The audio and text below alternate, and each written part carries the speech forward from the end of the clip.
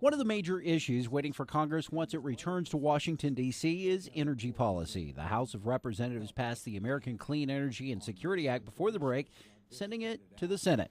Included in that measure is a cap-and-trade program focused on reducing the amount of carbon put into the atmosphere.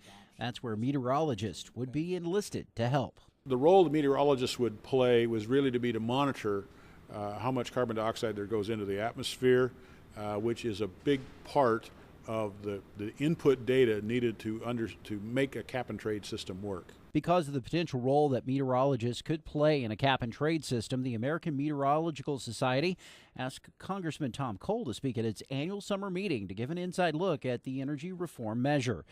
Cole says weather professionals will be affected by climate change legislation. We're here to talk a little bit about the roles that climate change can bring to this particular science and the energy implications, everything from cap and trade to funding possibilities going forward. And this is clearly going to be a growth area. Congressman Cole says Washington, D.C. wants more data to make good policy decisions when it comes to climate change measures, so entities like the National Oceanic and Atmospheric Administration will likely be given more money to enhance its weather data collection abilities. I think actually that's where you can get some bipartisan consensus.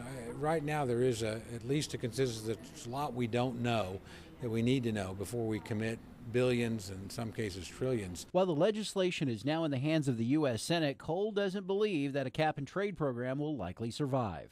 Because I think there's a tremendous disagreement about, number one, the science underneath it.